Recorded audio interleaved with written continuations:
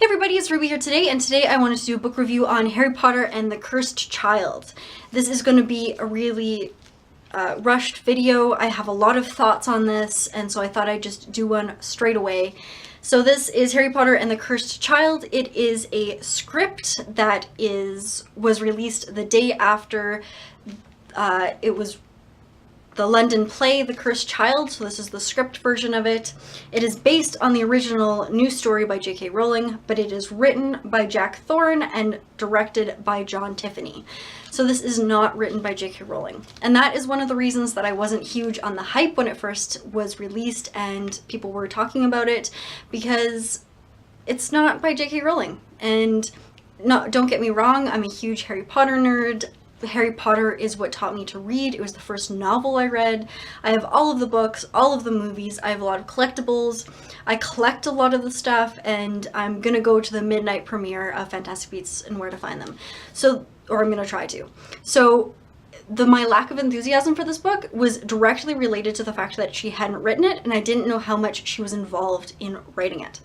So that is going to color my review a little bit. So I'm going to try and make this as spoiler-free as possible, but I know that sometimes I've had spoilers sneak through reviews and people have talked about it, and sometimes you don't really know what is considered to be a review, or a spoiler rather.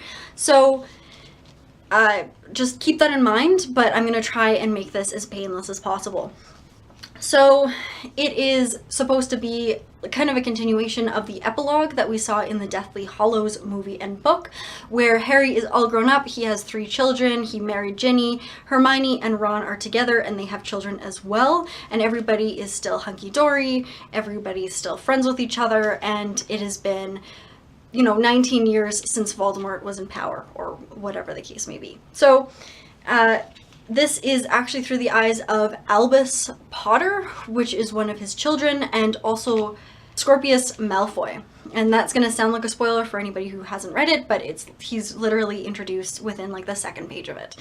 So it's the two of them and their adventures through the wizarding world and their sort of understanding for how they fit into the wizarding world. Right off the bat, I have to say that, from my own words, this feels like a Harry Potter fanfiction fever dream. It felt kind of like coming home, where I was glad to have read it because it is part of the canon, and it is still a continuation of stories that I really loved, and there were returns of characters which felt very familiar and very comfortable and generally were great to see again, but there was a lot of caricatures in the characters that were introduced. The plot felt kind of haphazard.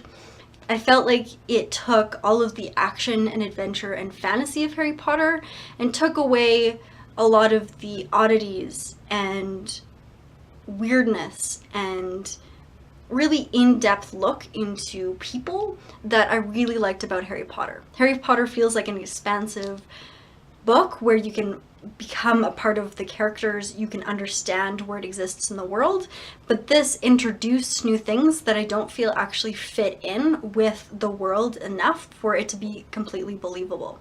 Part of that, I think, is definitely the medium. You're gonna have a lot of short scenes, a lot of limited props and scenery and limited characters. So of course, we're not going to get huge bustling scenes with lots of detail and lots of introduction when it's a play that has to take so much information at a time. But I kind of feel like that took away from it. Like, either don't do a play that's directly related to Harry Potter or do a different kind of play, It was also, the reason I mention the fanfiction aspect of it is because it was very self-referential. There were a lot of in-jokes in this that a lot of fans had criticized the books for before, or where just regular people had kind of criticized them, and this book kind of directly addressed a lot of those things, or at least put sort of another voice to those arguments that felt almost like it was self-serving in a way where, instead of saying, what, we're gonna own this, it was kind of like, oh yeah, that is kind of a problem with this series, which is maybe not something you should necessarily be doing in something like this. I think maybe it would come across differently on stage. Maybe it's something that is portrayed in a way that would make it funny, or make it so that a lot of fans would really adore what was going on, but from just plain reading it on paper, it fell very flat. One of these things that definitely stuck out to me was where Harry quoted Dumbledore. One of like the really cool philosophical quotes that I remember reading in the series, and Ginny saying, "That's really deep and uncomfortable to say to a young child." And I remember people criticizing that, like, why are you putting so much emphasis on Harry, and like Dumbledore doesn't seem like a real character. And there were definite criticisms, and it was never really addressed in this. It was just kind of poked fun of, which, I don't know, was kind of odd.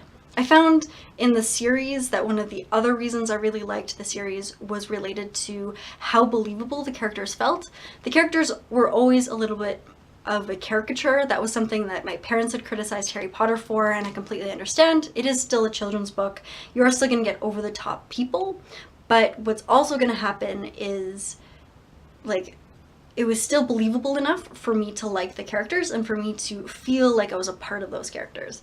And this didn't have that. It didn't have the richness of the characters.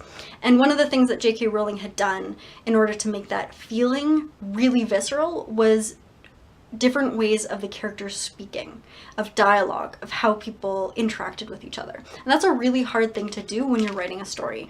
I know from experience in creative writing that dialogue is one of the hardest things to write. I don't think that that's a problem that just this person had, but I think that it is something that was lost when being adapted into something like this.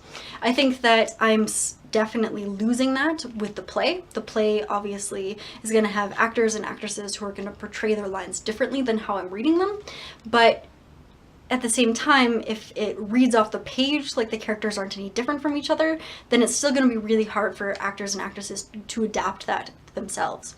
So that was sort of disappointing. And that was disappointing because there were characters that I really loved that came back in this, and that I was like, what are you doing? Like, that's not how they talk. That's not how they would act. Why are you bringing them back if you can't portray them correctly? Yeah, so I would definitely say that there's a lot of wish fulfillment in this, a lot of fandom in this, a lot of characters that I think were brought up either to tie loose ends or to like have sort of a fan service for people, or generally just to hint at things that I don't think came across very well. I do have to say, with all those criticisms, that I think I lost a lot through reading this as a script versus seeing it as a play. I'm not in England. I can't take a trip to England just to see this play. If I had known ahead of time, I probably would have, but I just didn't make plans to do that. And the thing is about this book, and I think that this book was adapted from a script. I don't think this is the exact script that the actors and actresses used. This is something that was sold as a way of having people understand it. So the thing that's missing from this are the stage directions. There's no directions for where they need to be on the stage, what props are used, what costumes are used, only the emotions that are coming from the actors. And that was kind of frustrating. As like a visual person, someone who very much can visualize things, not having that visual aid felt kind of like reading Shakespeare, where it was like, well, I could, you know, understand this, but I should probably be watching this, you know? So I think that some of it has been lost. I do know that a lot of reviews of the play has given it 5 out of 5 stars. I know that it is doing really well in London, so I'm sure that's a part of it, but as a book, not so great. So overall, I would say a lot of people aren't accepting this as canon. So there's a lot of great things that I learned from this, a lot of interesting stuff that I'm glad to have known through the canon, and being up to date in the fandom for sure, but I would not necessarily recommend this for a Harry Potter nerd such as myself. I would probably give this 3 out of 5 stars, which is very unfortunate. Alright, so that's my review, my slightly scathing, hurried review of this book. Let me know what you guys think, if you're going to read it, or if you have read it, or what your thoughts are, if you're interested in seeing the play or the movie, or if anybody has seen the play yet. So comment down below, and of course, like, subscribe, do your thing, and I will talk to you guys later.